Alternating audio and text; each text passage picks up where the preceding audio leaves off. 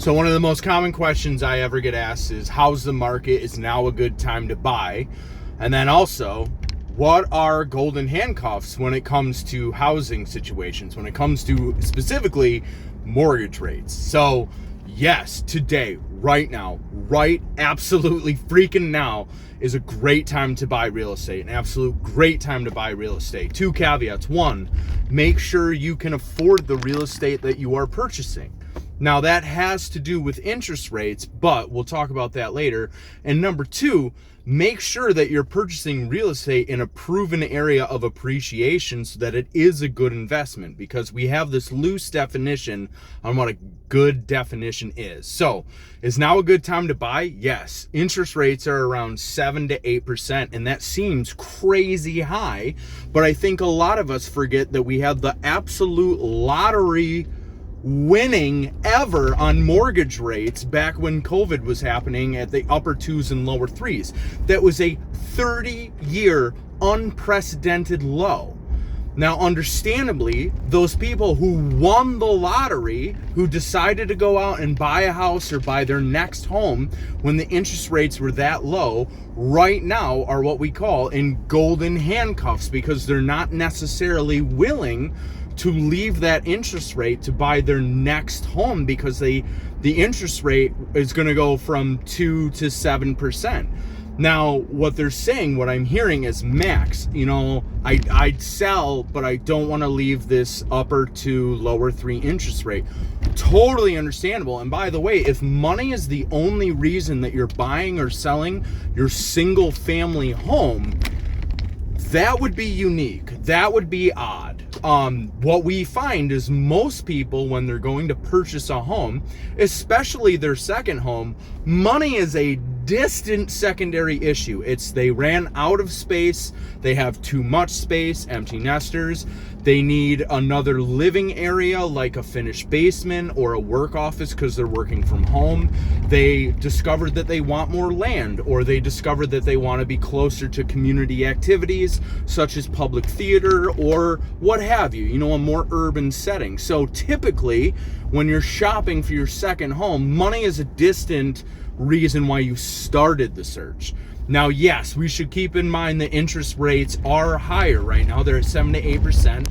And the Fed came out a long time ago and said, hey, we're going to keep raising interest rates until inflation hits 2% and stays constant at 2%, which is understandable.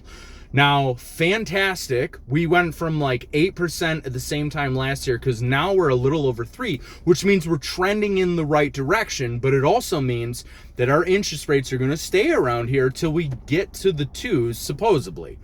Now, it is entirely possible that the interest rates are going to drop within the next 12 to 24 months to something more reasonable, whether it's a full point or 2 points, which would be fantastic. If it goes from 7 to 6 or 7 to 5. But we know as real estate professionals, the moment that happens, guess what else happens? There's an inverse relationship between mortgage rates and sales prices. So the moment you get off the fence to go buy your first home or your next home, guess what? Everyone else is doing as well. They are also doing that. So another reason why it's a great time to buy now when interest rates are high, one, less competition. I know that's crazy to say in an environment where we have the lowest inventory ever. And then two, if you buy now with a higher interest rate, you have options. You can buy down the rate, which is where you pay an upfront fee to get a lower interest rate, and there's a pros and cons to that, and you need to speak to a reputable lender about whether that's right for you. Two, if mortgage rates drop, you can refinance with a acceptable cost. Now, acceptable is relative as well. It varies from lender to lender, but it's not out of this world. So, first-time home buyers, right now, you need to be aware that landlords are fully aware that the rental market is also escalating at an unprecedented level. This is a real conversation I have had with a landlord recently who is a very prominent, successful landlord. One, when he buys a multifamily home, he is adding value, or he is aware that he can raise rents the moment your lease is up, anywhere from $200 to, no joke, $1,000 a month. And when he says that, I went, whoa, doesn't everyone just immediately leave the rental? And then we had a little back and forth, and that's not true, because those renters immediately go, there's no way I'm paying $1,000 more a month for the same location. They go out to the market to find another rental comparable to theirs, and that's when they discover that they have been paying below market value for their rental. Plus moving has costs.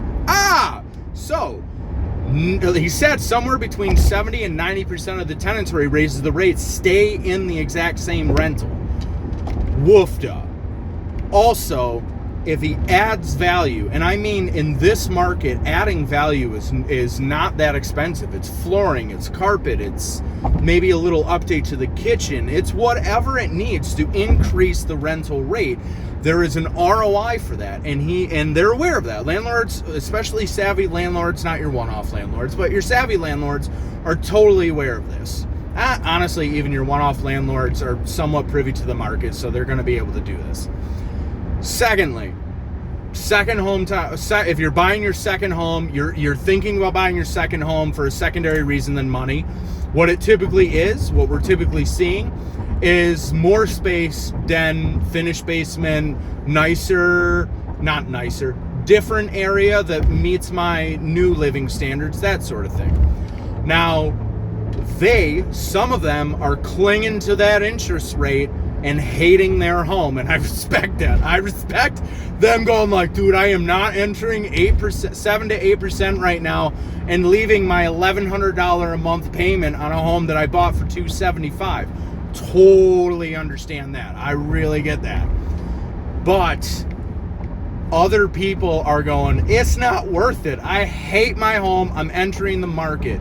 And enough people are doing that to where it's still a seller's market. The other half is, guys, I don't think we're of the understanding that this is the new normal. You know, we went for the lottery winning. We won the lottery. Those interest rates were record lows. We're never going back. Well, hopefully we're never going back, because I think a lot of us forget that, when those interest rates were low, a lot of people were suffering. And I mean suffering. I mean, look at any strip mall right now. It's got an occupancy rate of about 3 out of every 5 units are occupied. Small businesses went under left and right. It was horrible. So the feds bought down bonds, and they got creative to keep interest rates like very, very low, to force the economy into action. So hopefully we never go back there. All that to be said, we are in the new normal. Whether we drop a point or two, that's fantastic, but we're in the new normal. So as soon as people realize that, or as soon as people get sick enough, or how about this? If the interest rates drop, or people recognize that this is the new normal, the market's going to go back into full swing for buyers. We haven't even alleviated the shortage of housing problem, so right now more buyers are going to enter the market with the same inventory.